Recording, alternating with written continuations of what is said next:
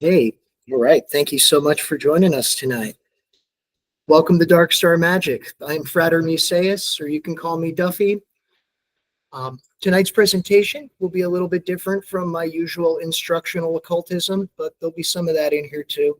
Tonight, we're going to embark on what I consider an initiated exploration of Goetic history. I think too often people who really don't have anything to do with these kinds of practices try to understand the history of it, and it gets a little blurry for them. So this is like a practitioner's perspective on some of this history.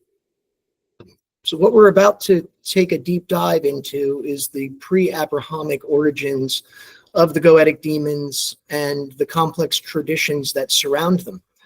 Together, we'll attempt to trace their roots from pre-dynastic Egypt through various ancient cultures and grimoires into the forms we would recognize today. Along the way, we'll examine multiple interpretations of their veiled past and evolving significance. My hope is just to help you peel back these layers, separating what's foundational from later accretions, so that you can approach these spirits with greater clarity and confidence, personal agency. We'll also take a deeper, closer look at those demons that we have kind of some idea, some semblance of their origins. And we're going to look through some scholarly information on them and really try to comprehend kind of how these entities came into the form we recognize them in today. It's been observed by scholars and practitioners far more learned than myself that the Ars Goetia preserves fragments of ancient pre-monotheistic systems of magic and religion. Its spirits may represent distorted echoes of forgotten gods carried forward through oral tradition, ritual practice, and esoteric adaptation. Tonight, we'll follow those echoes back as far as we can. Our aim is to unravel the complex web of myth, magic, and symbol that shaped what we now call the Daemonic and ultimately the Goetic traditions of modern magic. All right, so with that, kind of the best place I can think of to start here would actually just be with the word Goetia itself. The term Goetia seems like an excellent place to start. It derives from the Greek word goes, originally referring to diviners, seers, healers, and magicians. In classical usage, it often carried a connotation of low or popular folk magic, seen as a manipulative or deceptive magia, in contrast to theurgia, the divine or philosophical magic of the ecclesiastical elites. Over time, these practices evolved through contact with other religions and gained broader cultural acceptance. One role of the goes was that of a professional mourner. Centuries before the keeners of medieval Gaelic world would emerge to perform similar duties.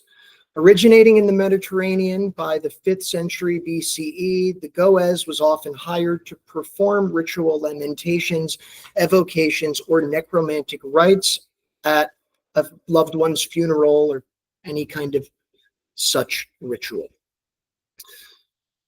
Their rites often included ritual lamentation or chanted wailed mourning kind of cries to honor the dead and guide their souls.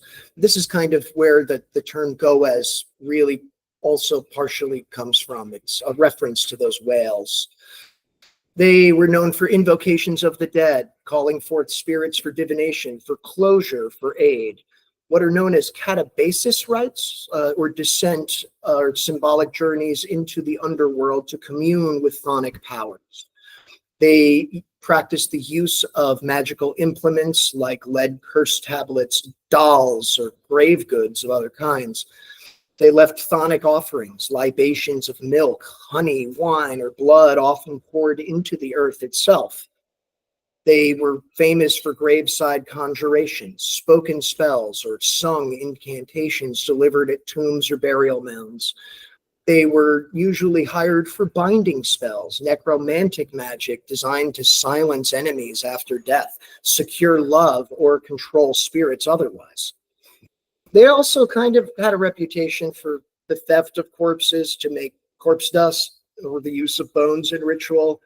And that's maybe a little bit more illicit or extreme in magical practice, but they were known for things like creating phylacteries and other magical instruments from bones. They were bone artists. And lastly, they were most well known for performative elements, blending grief, trance, dance, singing, and magical display as funerary theater. Over time, these pre-Christian practices were reinterpreted, often distorted through an Abrahamic lens, shaped by fear and suspicion. While they continued to color public perception among followers of the Abrahamic faiths, very little of their true substance was used to inform those public perceptions. So over time, less and less people understood, respected, tolerated, or preserved their beliefs and practices in any way. And as a result, we've lost most of their ancient work to history.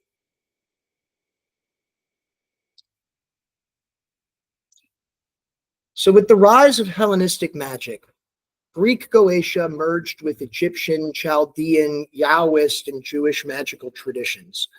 The lines between sorcerer, astrologer, and necromancer blurred. The Greek magical papyrus shows an elaborate series of rituals invoking demons, planetary spirits, and the dead, all precursors to the spirit catalogs we would find in these later grimoires. Eventually, we're just going to kind of go through the history, then we'll go a little bit deeper. Get to like late antiquity, early Christian period, and the Christian authorities condemned the Goetia as demonic.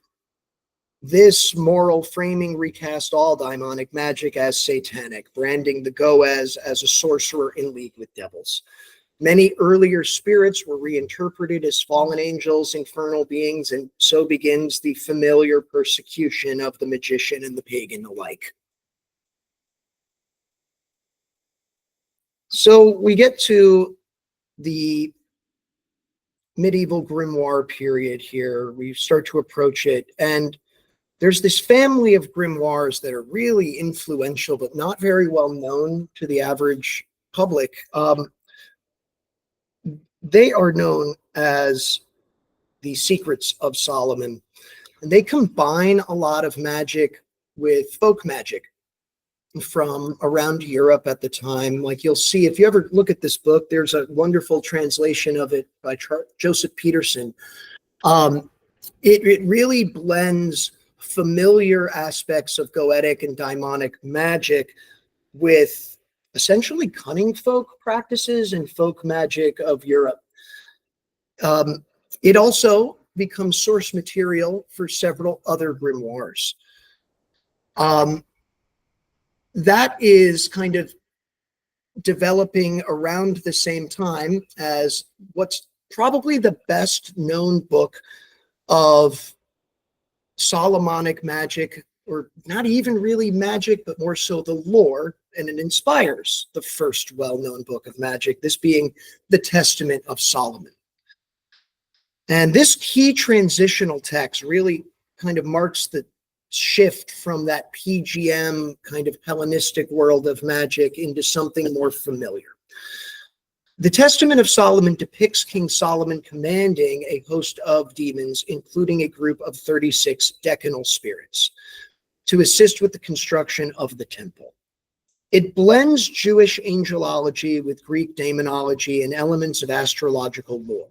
Likely influenced by Egyptian and Babylonian traditions, the Testament stands as one of the earliest examples of a structured demonological catalog governed by divine authority, a clear prototype of later Solomonic grimoires and their spirit catalogs. As I said, it goes on to directly influence the creation of this other book called the Hygromantia, and which is actually an effort to ritualize the magical operations implied in the Testament's mythical narrative. So this is a book where they basically take all the demons, because in this book, Solomon is introduced to all 36 decanal demons, kind of one at a time. And throughout that process, he's told kind of what they specialize in and how to control them or repel them or defeat them. And it doesn't really explain how you work with them, but it really helps the reader become really familiar with this cast of decanal spirits. So the Hygromantia seems to have been an effort to actually systemize magic to engage with those very spirits, those kind of original 36 Solomonic decanal spirits. So it would notably go on to inspire a lot of these other books. There's a lot of people who think that the Hygromantia develops alongside the practices that you find in the other books I just mentioned, the Secrets of Solomon family of manuscripts.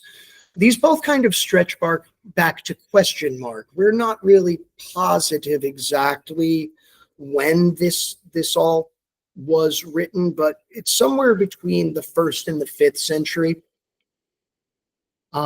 CE. So anyway, a little bit further here. Texts like the Hygromantia, Liber Juratus, or also the Sworn Book of Honorius, and the Book of Angel Raziel preserve obvious fragments of earlier magical systems, synthesizing elements from late antiquity into practical ritual frameworks. During this period, demon lists or spirit catalogs became increasingly formalized and tied to ceremonial structures, including the use of magical circles, triangles, divine names of power, and all the other things that would become kind of key elements of Solomonic and Goetic magic later. A key influence behind several of these works were those Secrets of Solomon family of manuscripts, the most famous of which was confiscated during the Venetian Inquisition in 1636. Eventually, it spent time in the private collection of Gerald Gardner, and it was actually kind of where they believe he got the ideas for the athame and the bowline, the black and white handled knives of ceremonial Wicca that really seemed familiar to anyone familiar with the Solomonic weapons. But the Sworn Book of Honorius and the later Grimoire Verum are actually both direct, they directly come from this family of Secrets of Solomon manuscripts, as we call them today. So it's kind of interesting because the Grimoire Verum is one of the later books of Goetic magic, but it actually contains information that's among some of the oldest. And we'll come back to that, but sorry. These earlier texts on ritual spirit conjuration served as foundational sources for Gardnerian Wicca, the Sworn Book of Honorius, the Grimoire Verum, and a handful of other diabolical kind of Italian manuscripts like the Red Dragon and other things. And a lot of their information is still in very, very, common use today. And this is where we kind of in the history get to the Renaissance esotericism, the shift from the medieval into the Renaissance here. During the early Renaissance, Johann Trithemius and Heinrich Cornelius Agrippa both played pivotal roles in the formalization of the foundations of what we would recognize as Western esotericism or ceremonial magic. This takes place around the late 15th to early 16th centuries, particularly through their systemization of earlier magical, theological, and hermetic currents. So Johann Trithemius lives from 1462 to 1516. He's most famous for these two books, the first being the Stegnographia, which was written in 1499 but published posthumously in 1606. It took quite a while. This combined cryptography with angelic and planetary hierarchies, blending mystical theology, magic, and proto-occult philosophy. The book that he'd be a little bit more well known for in his lifetime was the Polygraphia, which was the first printed work on cryptography, but also hinted at a spiritual correspondence deeply influential to later magical systems. Heinrich Cornelius Agrippa lives from 1486 to 1535, and he's most famous for the 3 books of occult philosophy, right? And these synthesized Kabbalah, astrology, natural magic, and even Neoplatonism into a unified esoteric worldview. Agrippa systemized and validated magical practice in Christian Europe by linking it to theology and classical philosophy, essentially codifying what we would recognize as the Renaissance framework of ceremonial magic that's still present today. Trithemius laid the groundwork by reviving angelic hierarchies and secret knowledge traditions, while Agrippa formally unified the philosophical, mystical, and magical elements that define Western esotericism to this day. Their work marked the transition from medieval grimoires to Renaissance occultism, heavily influencing later figures like John Dee, Paracelsus, and the authors of the Lemegeton, or Lesser Key of Solomon. This is where it starts to get fun. So getting to the Lemegeton, or Lesser Key of Solomon, more specifically, we're going to talk about the first book, the Ars Goetia.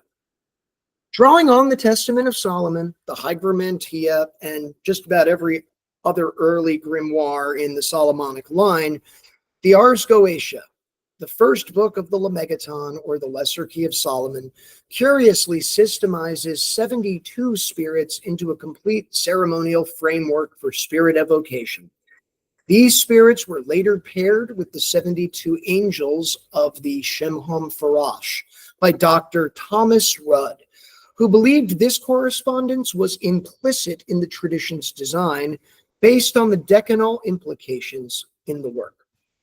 Though many others believed they may also echo earlier decanal or astrological models, in this context, Goetia finally no longer refers to just a kind of magic, but to a structured system of ritual magic, rooted in divine names, protective circles, and a hierarchical authority. And so what you kind of have here is the 72 spirits, in this sense, were kind of remarkable in that before this, there had been other groupings.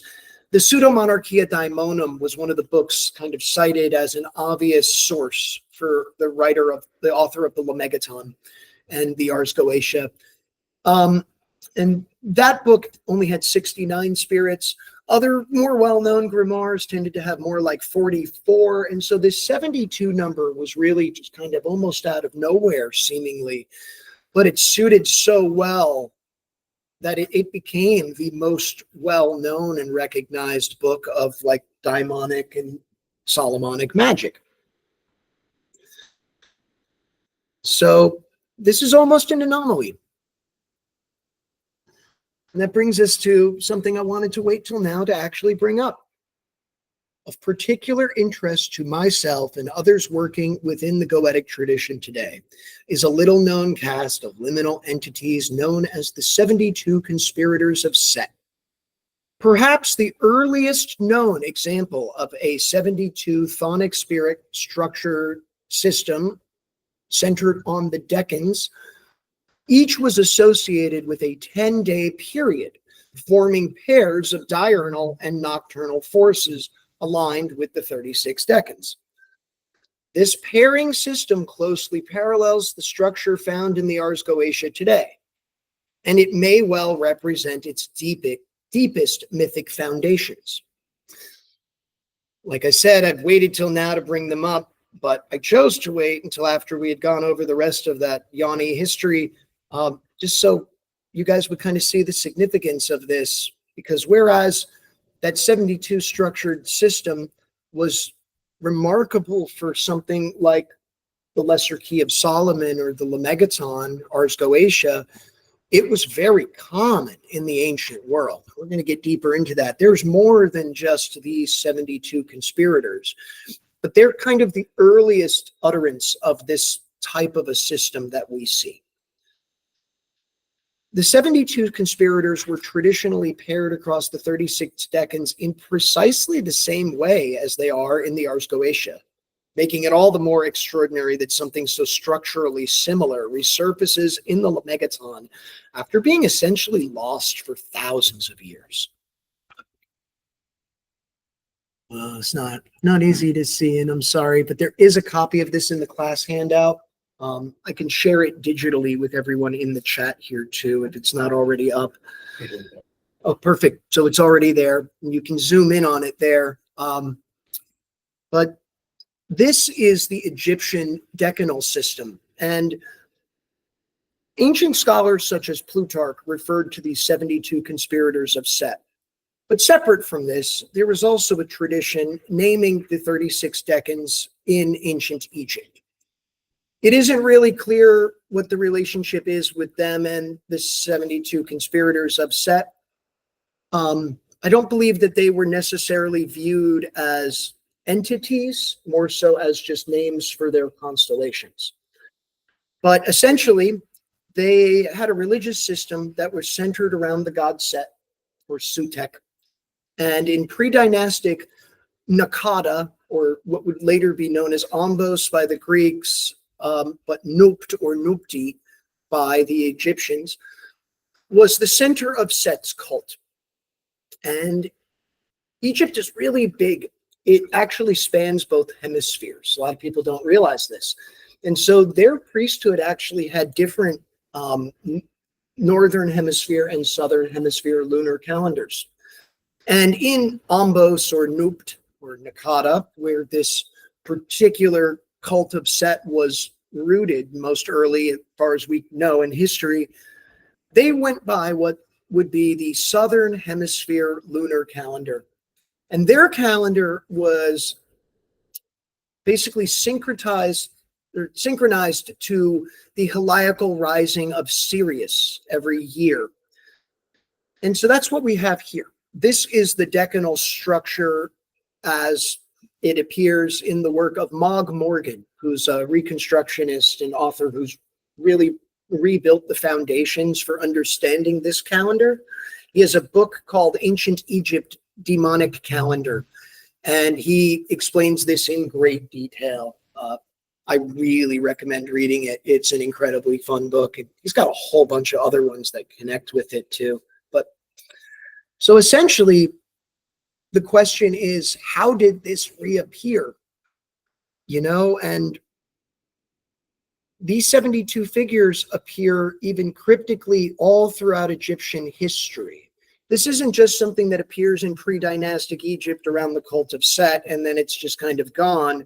But these 72 conspirators, they appear and then they stick around. They seem to be embedded in the Egyptian magical current about as much as Osiris or Set or any of these other gods. They are actually a constant. It's pretty interesting.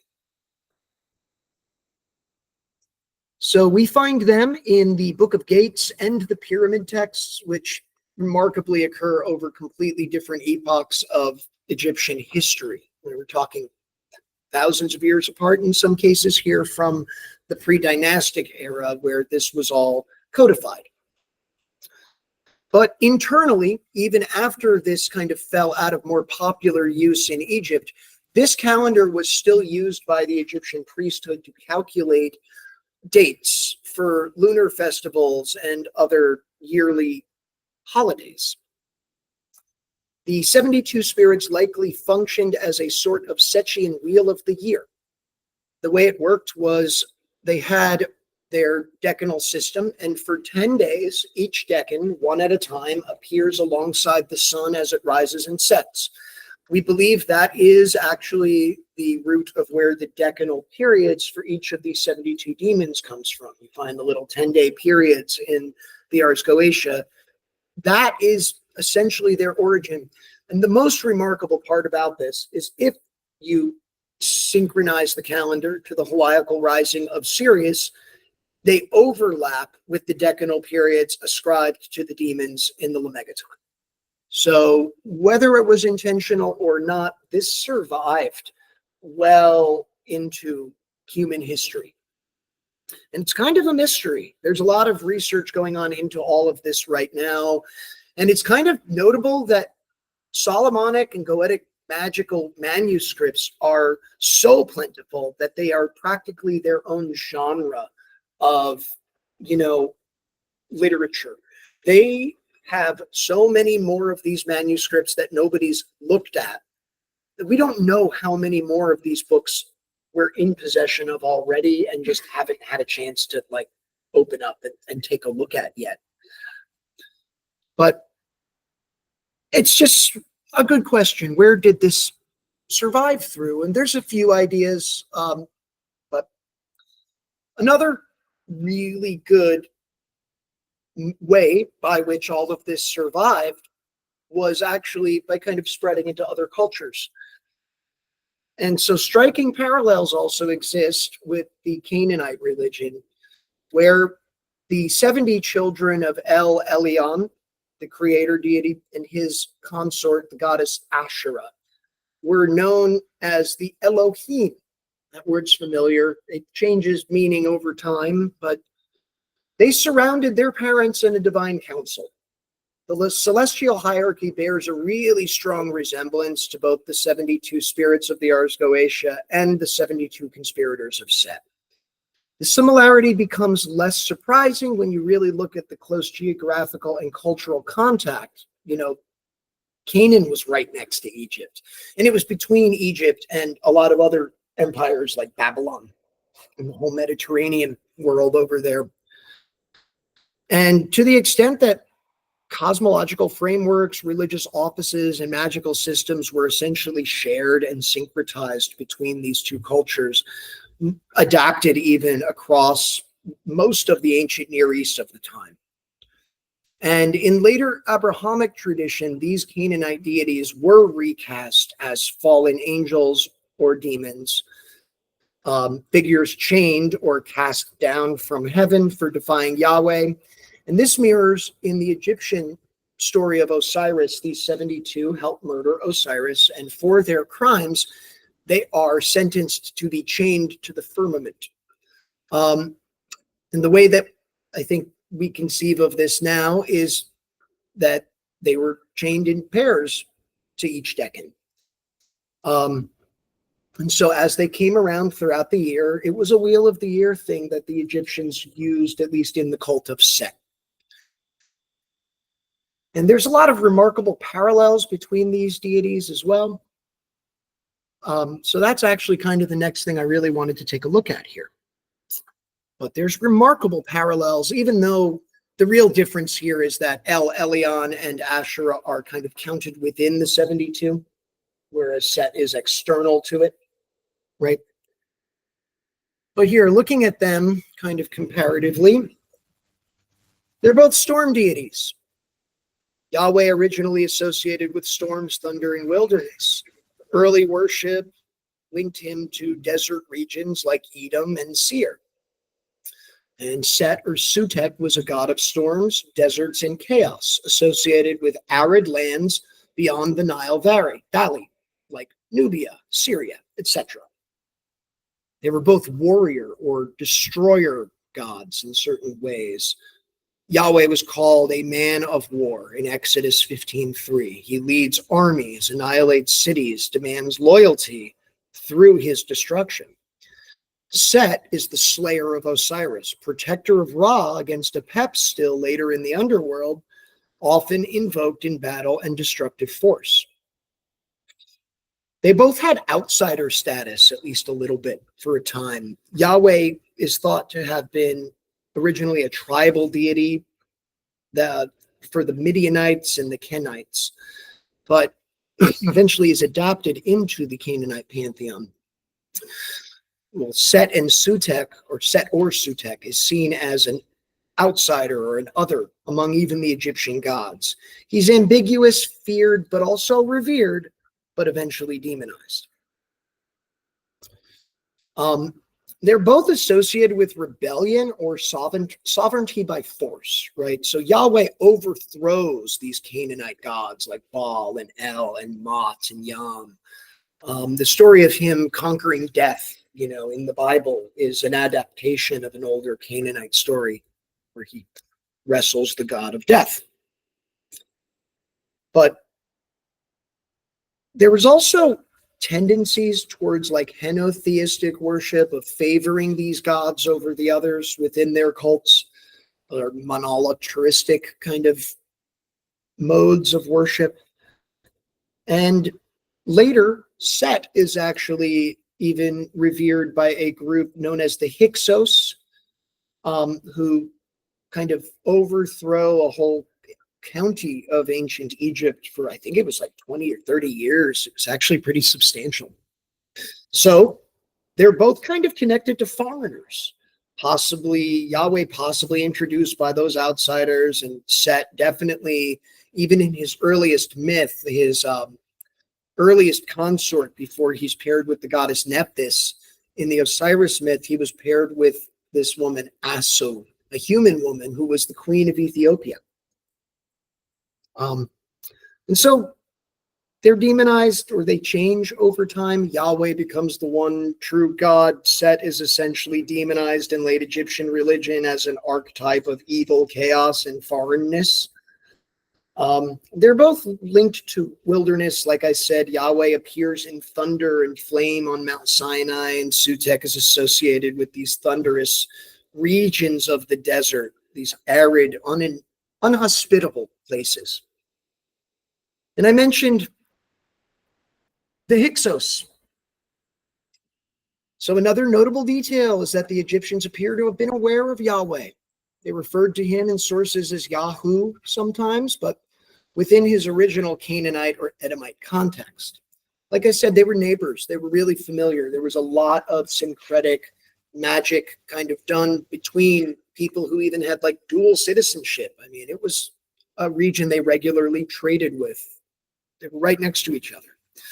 But this tension comes to a head during the second intermediate period of Egypt, when the Hyksos, a Semitic people who had initially settled as migrants or refugees trying to escape the other empires on the other side of Canaan, rose up and seized control of an entire county of northern Egypt.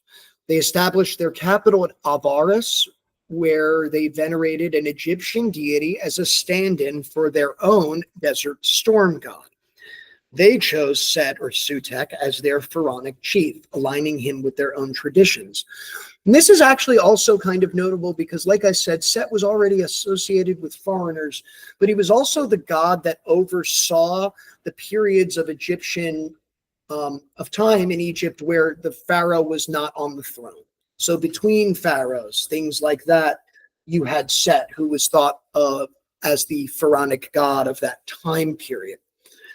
And so under the Hyksos rule, Set becomes increasingly syncretized with other West Semitic storm deities, including Baal, Hadad, Ash, and Yahweh, producing a complex and layered divine identity.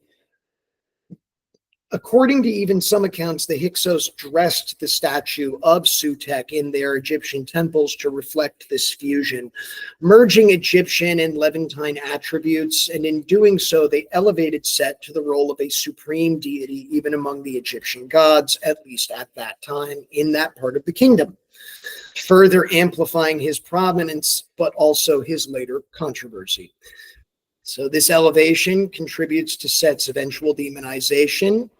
In the Egyptian religious imagination, at least, he was already thought of as this god who had aligned with this foreign queen and killed their top god. You know, he wasn't a great guy in a lot of their eyes.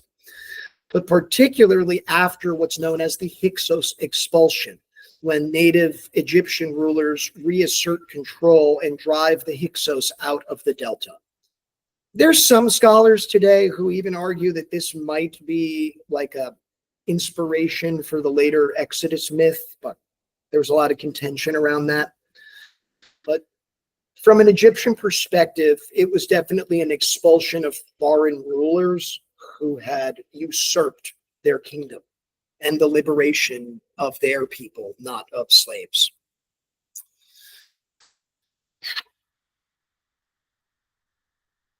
And so out of this Canaanite religion, another religion kind of comes to prominence over time. And it's a little bit of a complex history, but I'm sure most of you are familiar with the concept of the Babylonian captivity in the Bible, right? The Israelites spend, I think it's 70 years in captivity under Babylon. But then Babylon's defeated by the Achaemenid Empire, the Persians, and they are allowed to return home, except now they're under the occupation of this Achaemenid Empire.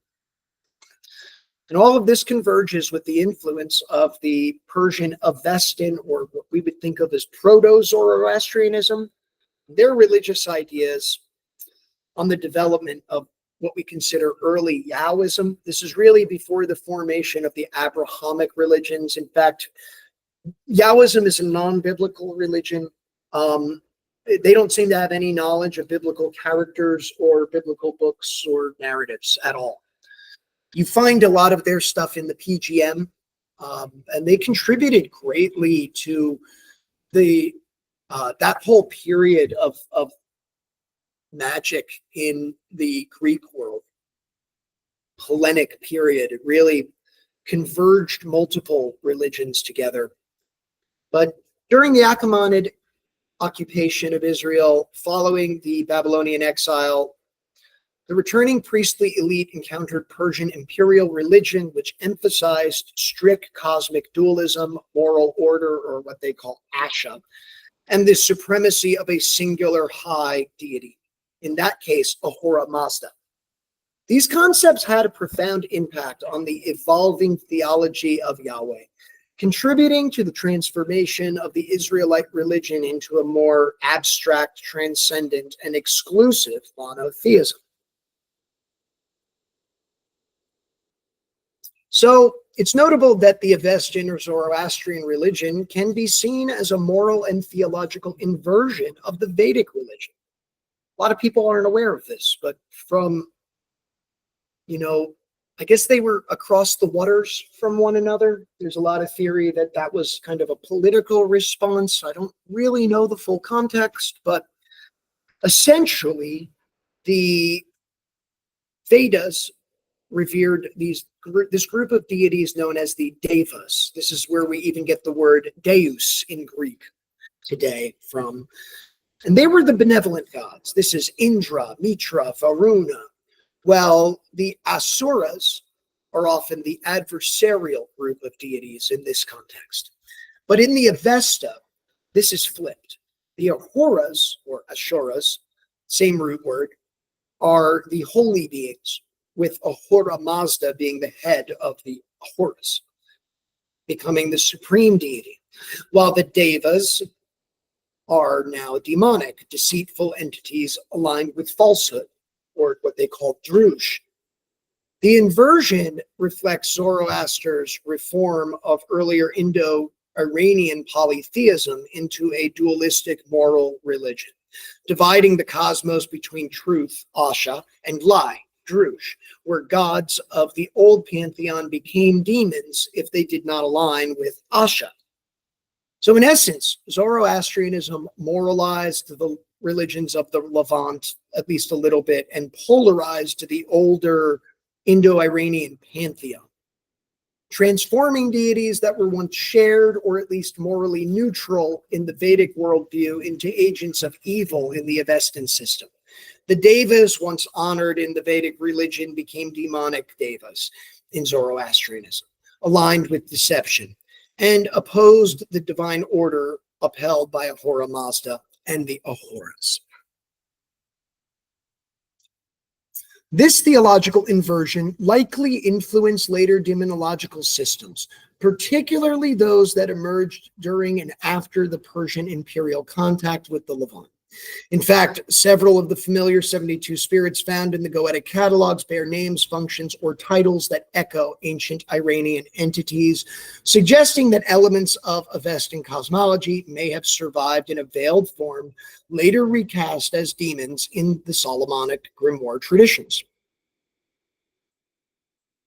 And this is where we're going to get to, we're getting real close here to the whole section where we're going to go over these deities a bit and these demons and do some comparison. But post-exilic Yahwism in the Achaemenid Empire was so aligned with Persian imperial ideology that the Yahwist priesthood was actually granted special privileges under the Achaemenid rule. They were granted a degree of citizenship, and the Jerusalem temple was in fact rebuilt, not purely out of piety, but as a state-sanctioned mechanism for imperial taxation and control, solidifying Judea's role as a Persian vassal province. This period of theological cross-pollination reshaped Yahweh into something far removed from his earlier Canaanite identity, a process accelerated after the fall of the Achaemenid Empire to Alexander the Great. In the wake of that conquest, Yahwism, now codified through priestly reforms, began to encounter and absorb elements of Hellenistic religious and philosophical influences. The cultural fusion helped give rise to syncretic magical systems, such as the one observed in the Greek magical papyrus, a corpus that reflects a world where Egyptian, Canaanite, Persian, Chaldean, and Greek traditions all coexisted, blended, and competed within a shared esoteric framework. This epoch ultimately sets the stage not only for the formation of the Hebrew Bible as we would recognize it today, emerging not from a singular national revelation, but from a turbulent crossroads of empire, priestly reform, and esoteric transmission, but also the emergence of Western esoteric traditions themselves. Amid this syncretic landscape, occult and magical systems found fertile ground within the cultural imagination of the time. Though increasingly marginalized by official religious authorities, these traditions survived, often in veiled and encrypted forms, through spells, invocations, and ritual practices that were hidden in plain sight. Over time, these currents were filtered through late antique mysticism, Christian demonology, medieval theology, etc., eventually resurfacing as the diabolical grimoire traditions of the Renaissance and beyond. So the thing we should talk about now is actually Solomon himself. It's important to recognize that within the earliest layers of the Solomonic tradition, Solomon was not originally framed as a demonic magician, but rather as a king who retained access to the older gods and the spirits of his ancestors and people. His legendary command over spirits wasn't seen as a rebellion or a heresy in any way, but as part of his divinely granted wisdom and authority as a king. Over time, however, this tradition was reframed and reinterpreted, especially as later Christian currents took hold. In these retellings, Solomon becomes a cautionary figure, a once wise king who fell into error by consorting with spirits outside Yahweh's approval. This reinterpretation painted his interactions with demons not as divine mastery, but as a dangerous flirtation with forbidden power, often cast as a tragic downfall. Much of this imagery comes not from the Hebrew Bible itself, but from later folklore, apocryphal texts, and esoteric literature, such as the Testament of Solomon, where he is depicted summoning those 36 demons and commanding all manner of other spirits with a magical ring. These stories served theological and moral agendas of their day, but also preserved fragments of older magical traditions in the process, encoded within their cautionary framework.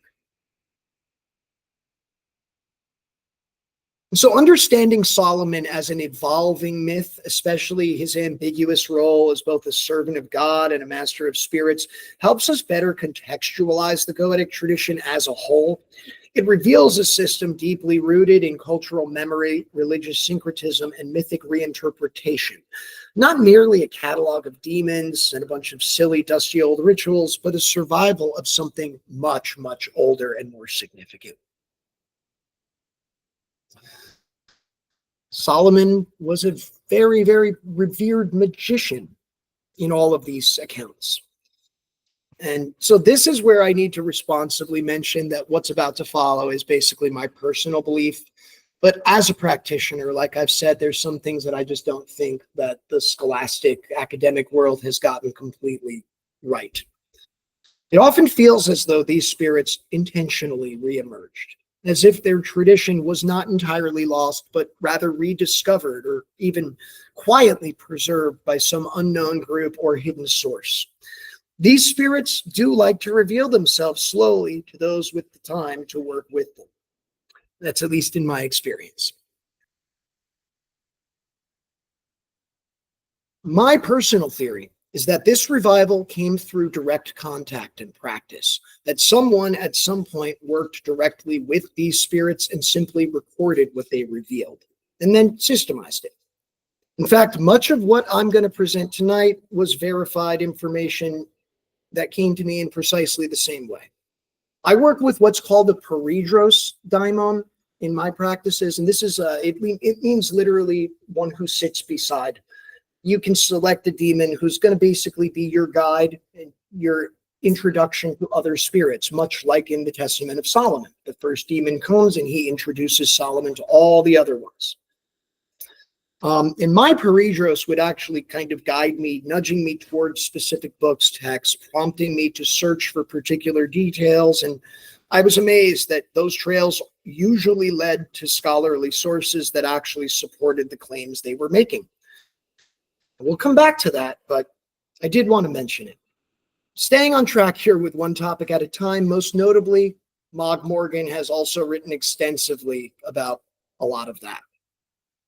So has Stephen Skinner. He actually greatly advocates for the use of a peridros demon.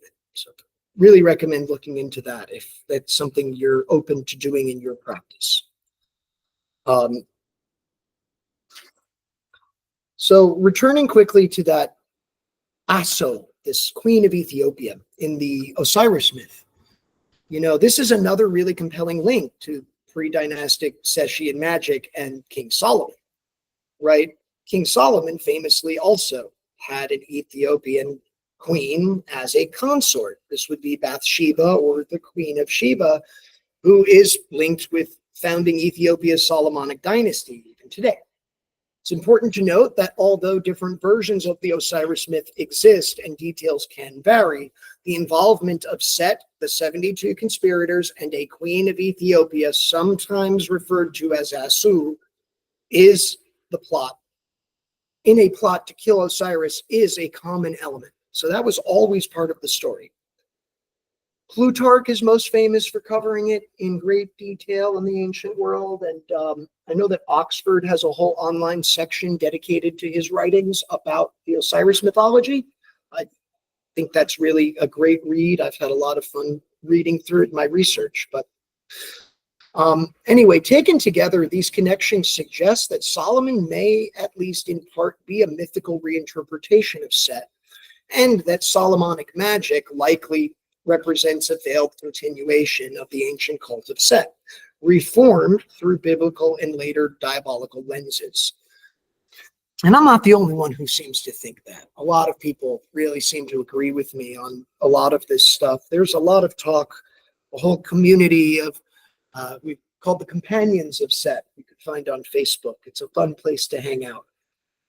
Now, to summarize what I personally believe, the religion of the Canaanites and the magical cult of Set, or Sutek, are probably not truly separate mythological systems, but parallel expressions of a shared older cosmological formula.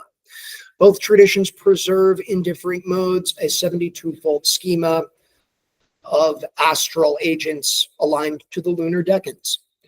The main overall difference in the Canaanite theology is that this formula is structured inclusively, like I said, with El Elyon and Asherah actually being counted within the 72 divine council, or Elohim. And these spirits are said to rule over celestial national areas of the world, or even national astral domains, kind of depending on who you're talking to. But in the Egyptian cult of Set, the same formula appears, but it's presented a little bit differently. Set and his queen Aso are outside the count, while the 72 conspirators are distinct from them, acting as daemonic co-agents in the cosmic rebellion against Osiris. These are later bound to the firmament, an echo of the same cosmic prison applied to the Elohim in later Yahwist polemics. This mirrors exactly the Egyptian binding to the firmament theme from Egypt and the Elohim demotion in the Hebrew Bible, Psalm 82. The difference is not theological, it is structural. The formula is the same. It is the interpretive lens, the familial versus judicial, national versus chthonic, that diverges. And therefore, in my opinion, the Goetia is probably not a post-biblical invention, but a distorted preservation of this original 72-fold cosmic structure. The bound retinue of Set or the chained sons of El and Asherah, now reframed as demons under a monotheistic lens. And so, returning one last time to Hellenistic syncretism for a moment, after Alexander's conquest of Egyptian, Canaanite, Babylonian, and Greek religious systems were fused through Alexandria, resulting in Greek translations of Egyptian decanal lore, Greek and Egyptian systems blending, Stoic and Neoplatonic cosmology, kind of affecting some of the other gods. Baal becomes the demon of the air, Astarte becomes Venus, etc. Transformation takes place in the pantheon, but the system seems pretty unfazed. The 36 decans, the day and night formula of the 72 astral spirits, is kind of like a mathematical bridge to Egyptian stellar lore, Babylonian planetary magic, and Canaanite nation angels. This is when the 72-fold cosmic retinue begins to crystallize as a formal magical structure, no longer divine, but daemonic or intermediate. Okay. Sorry, I'll leave that up for a moment. The next thing I want to address before we get to these spirits is Gnosticism. And just briefly, you have a lot of different systems of Gnosticism, a lot of famous books, but if you look at something called the Pistis Sophia, you're going to find that their account of the archonic structure of the world was that each individual soul had to rise through 72 heavens or archonic realms and overcome an archonic guardian to ascend back to the pleroma or heaven. And so while this is a little bit different, it is very similar. These archons were essentially serving the same office as a demon. They were obstacles opposing the spiritual development of the individual and their return back to the source. They were bad guys, and it's just another example of this 72-fold structure kind of being applied, because it comes up in a lot of ways that aren't necessarily entities. And although we don't have names for them, archons are generally considered as independent intelligences, So this is just another really good candidate for an example of them kind of through history being adapted in different ways. Check out the Pistis Sophia if you haven't read it. It's a nice read. The church fathers, such as Origen, also confirm this belief in their polemics against the Gnostics, noting that some sects claimed there were 72 celestial rulers, linking them allegorically to the 72 nations of Genesis 10. The same numerical tradition would later be mirrored in Kabbalistic, magical, and Goetic daimonological cosmologies and systems. These Gnostic archons, though not called demons outright, just serve the same function. In the Gnostic logic, the soul has to pass through those 72 heavens, and these are your direct obstacles. You had to know the right passwords and things to get by them. This is the inverse of a Solomonic circle. Rather than summoning them to serve, the magician ascends through them, breaking their rule. And this even kind of touches on the PGM and grimoire continuity a little bit. The Greek magical papyrus contains spells and invocations where Egyptian and Greek gods like Thoth and Set, Hecate, etc. are blended with planetary intelligences and daemons. Lists of spirit names appear, many of them numbering in groups of 36 or 72. These numbers come up quite a bit, showing a continuity with decanal and cosmological magic. Some PGM formula invokes star spirits as guardians, daemonic gatekeepers tied to liminal or necromantic acts, binding formulas comparable to Goetic seals or Solomonic circles. And they develop directly into them in the Hygromantia and the Secrets of Solomon family of manuscripts. This material directly influenced the later development of so many magical traditions, but especially the Byzantine and Arabic grimoires. And so this finally brings us to the section of this where I want to finally go over some of these spirits. This is the first one, and I chose to start with her because honestly, I have not seen anyone else discuss this, so I'm kind of excited to share it with you guys. The first demon I want to take a look at tonight, a little bit deeper, is one who I work with often, who revealed her ancient identity to me in ritual. Among the 72 spirits of the Ars Goetia, spirit number 56, Duchess Gremory, is an anomaly. She is one of the very few to retain an explicitly female form. She has a crown and a camel mount. It seems like she's probably pretty fun. She governs over love, hidden knowledge, and hidden treasure. And these traits are atypical in Solomonic systems, but point to a non-Levantine, non-Abrahamic origin. Most scholars would tell you that we don't know anything really about her origins, with some theorizing that she's some kind of echo of King Paimon, who is himself known to be a djinn king prior to his role as a Goetic demon. But I digress.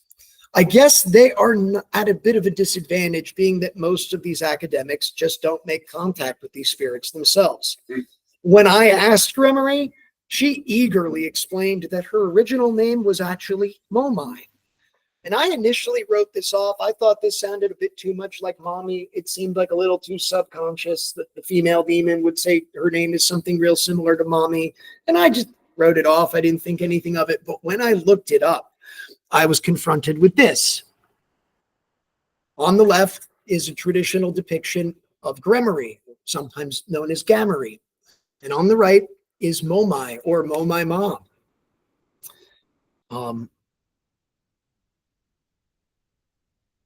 And so Momai, or Momai Ma, is a powerful tribal goddess from Western India. She's non-Vedic. She's pre-Vedic.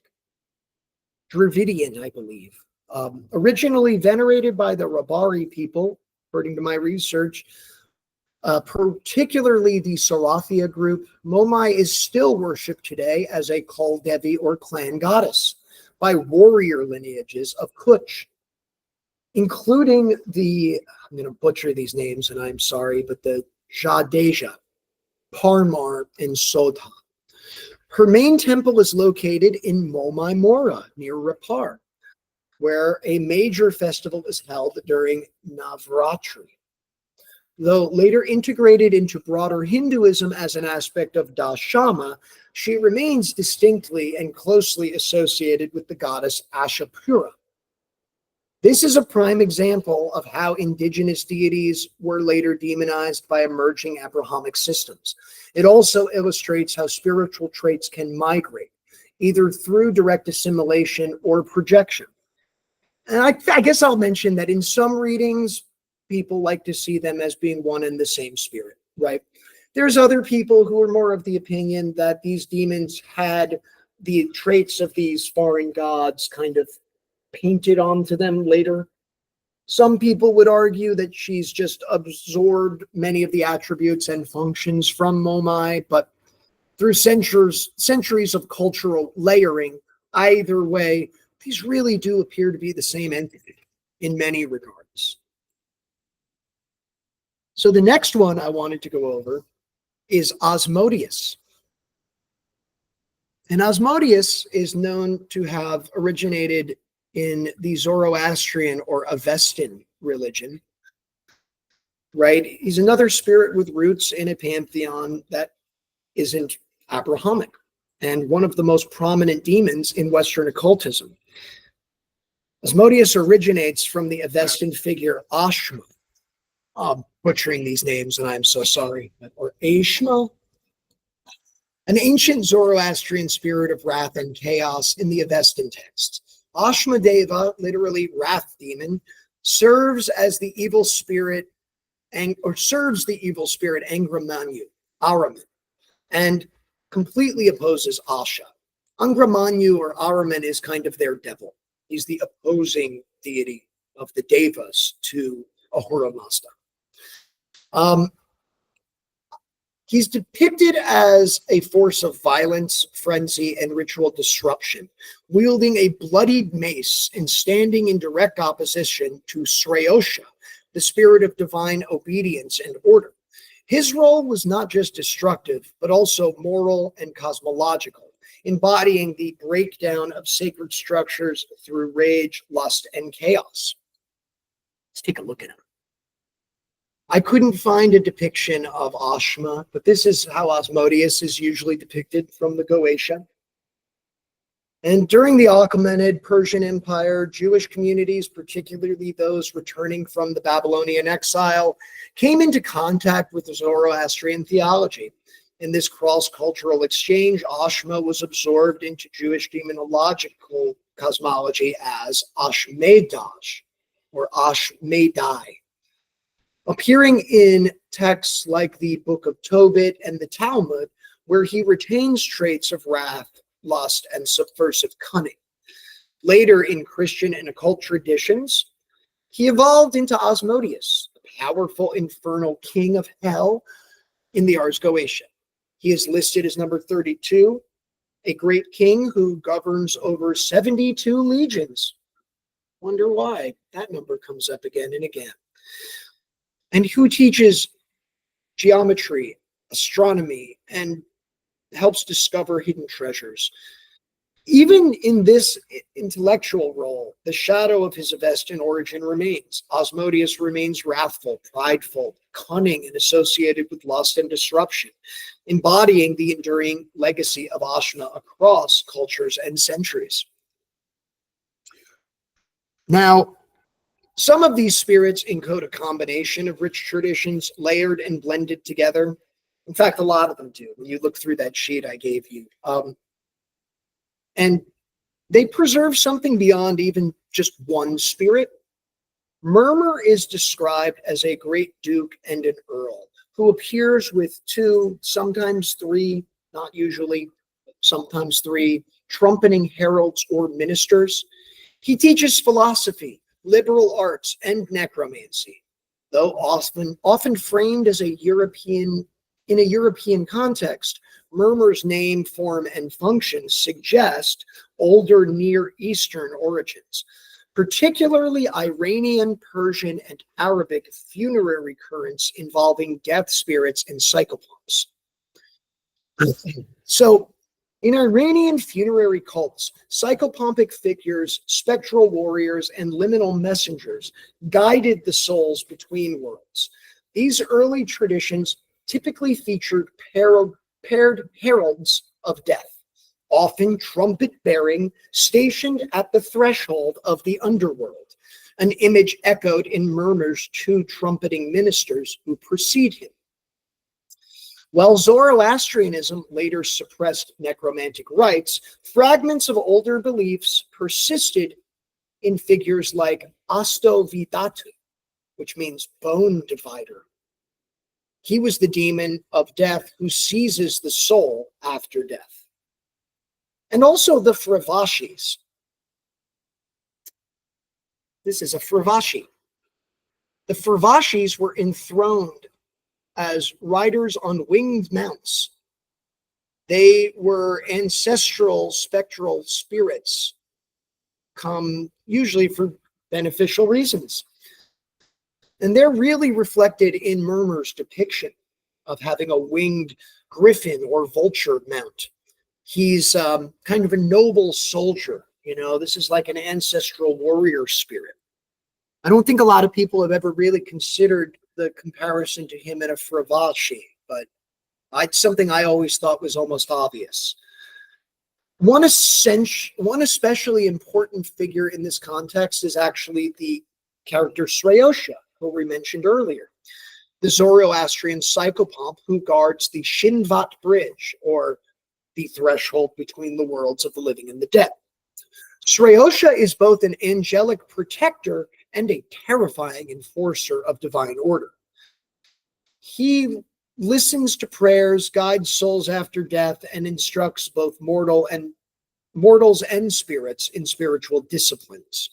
The dual role he occupies as a chthonic messenger, divine teacher, and psychopomp parallels the daemonic office later attributed to Murmur, perhaps now veiled beneath Christianized names and imagery. While pre-Islamic Arabic and early Islamic Folklore speak of grave spirits like the ghoul, Karen, and various djinn who linger near the dead and in cemeteries. The Karen, a shadowy twin or spirit companion to the individual, resembles Murmur's role as a chthonic guide and necromantic teacher in some respects. Esoteric rites of grave contact to access spirits of knowledge through them mirror his domain. Altogether, Murmur serves as a composite survival of Near Eastern death spirits, Arabic grave jinn, Iranian psychopomps, and devas, compressed into the guise of one male demon. His noble rank, heraldic ministers, and role in transmitting necromantic knowledge frame him not simply as a demon, but as the veiled remnant of a once priestly office, one who mediates between the living and the dead across cultures and aeons. But I want to take an even closer look at Murmur in an even lesser known form. In the Book of Oberon, a 16th century Elizabethan grimoire, and let me pause for a second and say, for years they actually thought this was just another copy of the Testament of Solomon or the Key of Solomon. No one had ever really translated it.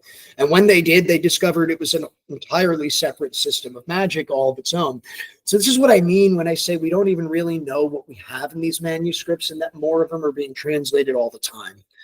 But in the Book of Oberon, Murmur appears in an earlier form under a name known as Saronite, a connection noted by David Crowhurst in his Stellus Daemonum book, which I love.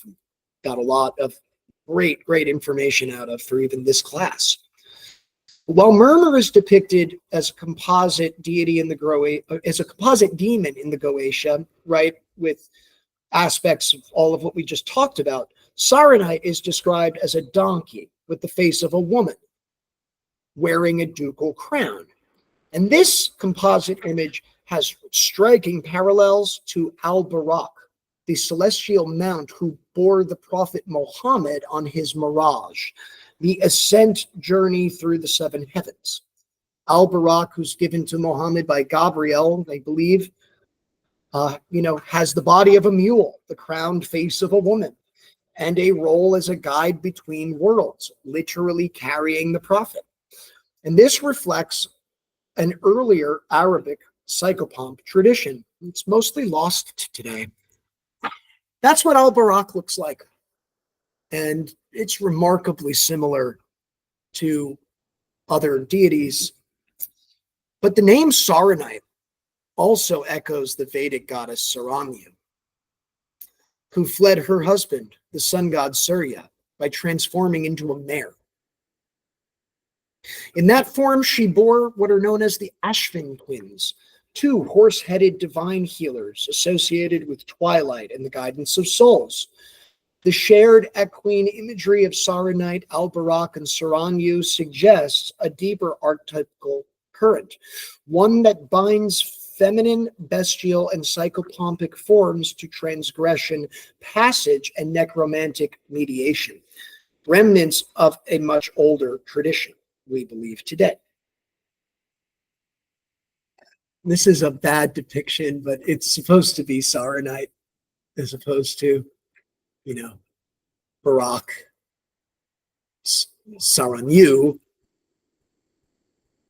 I had AI draw it. It didn't turn out too good. But anyway, the next spirit I want to look at on this deep dive of the layers that come into play here with Murmur, because I really think he's just a great spirit to help you understand some of the other symbolism when you're examining these other demons. Murmur has been linked to a demon known as Mormo in the Hellenistic system of magic, who appears in multiple sources as a companion of Hecate. Mormo features prominently in Greek magical papyri, where she is invoked in spells of protection, necromancy, and exorcism, particularly in contexts involving the restless dead.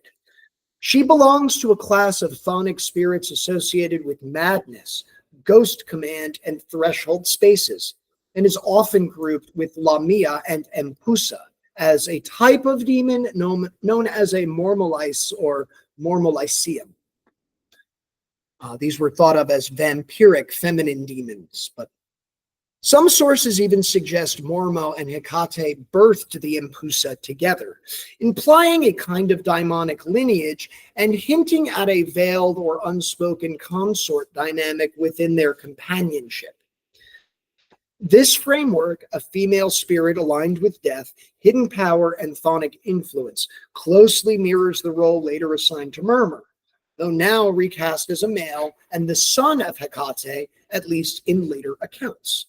Also, notably, Anton LaVey considered Murmur to be the consort of Hecate.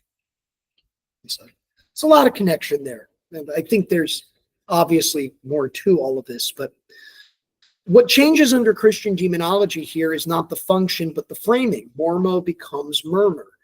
Her gender is rewritten, her name is erased, her powers are retained, but now coded as those of a fallen angel.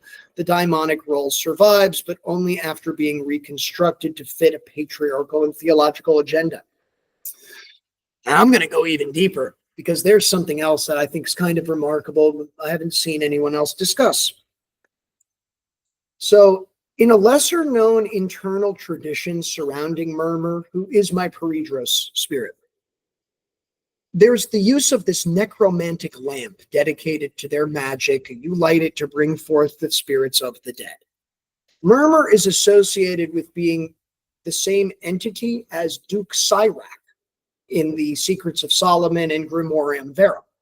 That's controversial, but that is what that tradition holds. And what I think is remarkable about that is that those people don't seem to have any awareness of Saronite. And if you take the name Saronite, and you run it through Hebrew and Aramaic, you basically get Sirach. And it's kind of interesting because it looks a lot like there's some continuity there. Now, Sirach notably is just, we don't know a lot about him, but he has 18 servitors. And this goes over a lot of people's head, but this number comes up a lot in like diabolical demonic magic because 6 plus 6 plus 6 is 18. But they preserve layered remnants of a far older current, one that splintered into figures such as Sreyosha, Ashma in Zoroastrianism, Saranyu in Vedic myth, Alparak in Arabic cosmology, Mormo in the Psychopompoi of the Hellenistic cosmology, the Shedu and Lilu of Mesopotamia are other likely candidates for influences on the symbolism and the layers that go into Murmur. And other threshold spirits across the ancient world. Therefore, Murmur embodies a potent synthesis of ritual order and infernal force, a Saturnine guide through the threshold of death, as a stayover from potentially multiple older traditions. And so this brings me to kind of my personal goal in sharing all of this with everyone is just to help people really understand the context here. I know people who get really, really, really hung up on doing everything exactly as the grimoire describes. And that's great. That's a great way to approach all of this. At the same time, you should understand that a lot of that came to be over time. It wasn't necessarily an original aspect of the tradition. In fact, a lot of those have been straight up purged from it. There were a lot of ancient daimonical pacts, a lot of necromantic lamp traditions, a lot of skull traditions, things like that were just cleared out of these manuscripts by the time they got to us. And so I would recommend kind of, really looking inward at what you actually believe regarding the world. There are defined formulas in the Goetic manuals that you can use to adapt, through syncretism from kind of one pantheon to another to help it conform with your beliefs, but just really make sure you know what you're doing before you make any substitutions, because it can get messy. Before we kind of finish up, I said sanitized elements here. Spirit packs are a big one. But especially a lot of the grave working and necromancy, you'll really only find several spirits in the Ars Goetia associated with that, and they tend to be really rich with symbolism like murmur. And yeah, like I said, this is my Peridros demon, and I could probably develop an entire class just exploring this one spirit. Murmur has served as a guide, reintroducing many of the lost traditions of Goetia back into the corpus, and has helped me introduce countless other practitioners to concepts that were intentionally removed by Christianized scribes. I cannot recommend more checking them out, and especially considering the use of a Peridros spirit in your magic. Kind of the last thing I really wanted to go over here before we leave for the night, or before I try to answer some questions, if you guys have many of them, is this idea of depth psychology and Goetia. You know, Aleister Crowley, really early on in his career, did that translation of the Ars Goetia with Mathers. And I mean, that's actually kind of a story in and of itself, because they did not work on it together. Crowley just took his translation, which was made from an earlier English manuscript. It wasn't much of a translation, more of an editorial update. But in his speaking about that, he famously said that he believed the spirits of the Ars Goetia were just portions of the human mind. And essentially, he went to walk that back later in life and asserted that they were, you know, their own independent entities. This was really informed by the developments of, like, Carl Jung, depth psychology coming into being. This is a system where, you know, you dive into your inner world, and allegedly the first thing you encounter are these complexes. And the deeper you go, you'll start to encounter archetypes that look like deities and other things, but these archetypes get weirder and weirder the deeper you go. And there's a lot of people who think that they were like a huge influence on a lot of these spirits, how they look, how they behave. I'm of a slightly different opinion on that. I actually think they are an inner reflection of the reality of these demons and these spirits in the external world. That's my personal take on it, but I stand by it. I do think there's some overlap, especially in how we access them, especially considering the fact that Goetia is a system of evocation, not invocation. To arrive in the circle, in the triangle, these spirits actually travel through you like a tunnel. They leave footprints. They leave little remnants of themselves that brush off on you. And this is why people tend to evoke the spirits that they want to absorb the qualities of. You know, so if you need help with organization or ethics, you invoke a demon that helps with those things. Hopefully those aspects of the demon rub off on you in the process. That's really the idea of how this works. And so even though I think they are an inner reflection of an external reality in the cosmos, I do think that there's some correlation to how, you know, to your inner world and how these spirits come through you to arrive in ours. You know, and with regard to the depth psychology thing, I would recommend looking at Crowley's book, Magick Without Tears, where he goes into greater depth about the objective reality of these spirits. He believes they exist in another dimension of, you know, reality, a more subtle, etheric, maybe the astral, maybe something even more subtle than that. I kind of agree with him. And in working with them, you know, at first I wasn't a believer, and the first time I actually got successful, I scared myself. I was terrified. This thing showed up and started telling me stuff.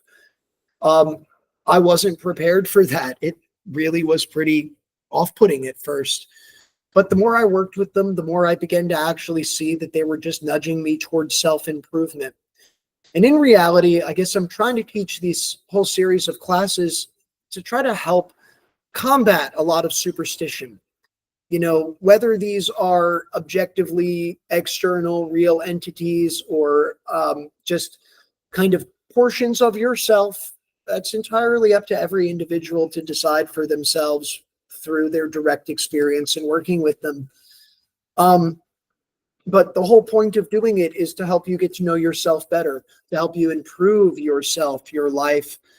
And I guess I don't see a lot of people using these spirits right. I see a lot of people that seem to think you can conjure them up and send them after your enemies or something, and that's just not what they're for.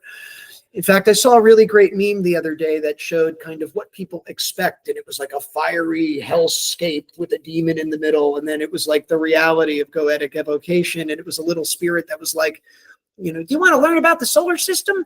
And that's it. I mean, they're here to teach more practical things. They're not really going to go ruin people's lives for you or anything. And if you try that, they're probably going to teach you a nasty little lesson. So I wouldn't recommend it.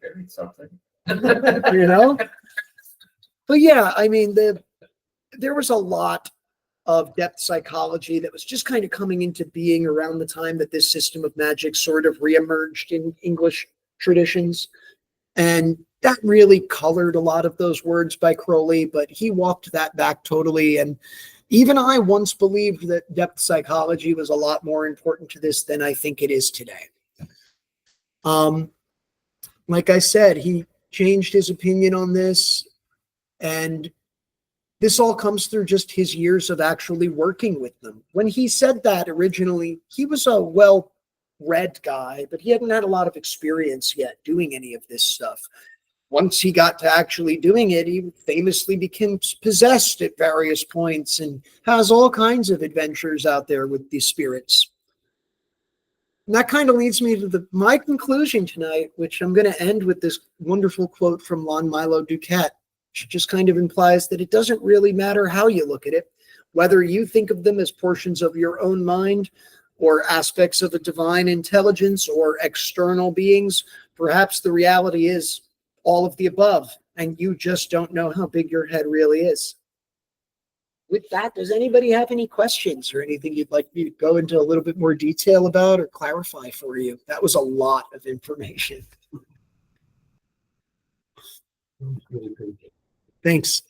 I put a lot of research into this. This is almost a lifestyle for me. I do this magic. I practice it. These statues I brought, the one on the left is obviously Duchess Gremory, Momai, if you will. And the one on the right was made by the same artist, but that is his depiction of Murmur riding on, I believe it's his griffin. And you can kind of see what I mean when I say I believe he's actually a Fravashi of sorts, but that there's all these other layers to his particular form. And I just think going over it really will help you guys if you decide to go any deeper with this information yourself to kind of unravel some of these spirits. Thank you so much for spending time with me tonight, letting me share my research. Oh, thank you. Thank you. We're going to do more of these. And I'll just mention, these are fundraisers for a friend of ours who he was helping build the temple, volunteering, and went out to lunch and got $4,000 worth of his professional equipment stolen. So I'm just going to keep running classes to try to help raise some funds and help make sure he can keep working and feeding his family and all that. So there's a possibility we may be doing some other classes with another presenter. Awesome. The same. Well, if that happens, I'll come to those too. Awesome. So thank you very, very much for coming tonight, and everybody online. Keep an eye out. We're going to be doing a lot more of these in the future, and they're going to kind of zero in more and more on different aspects of the tradition. I think the next one I'm working on is probably going to be a deeper dive into equipment like magical weapons and the creation of all the tools that you use in this practice. And I'll probably keep that limited to the Ars Goetia, Lesser Key of Solomon grimoire, but I might throw a couple of curveballs in there from some other traditions too. Thanks again, everyone. Any questions? I'm happy to answer them.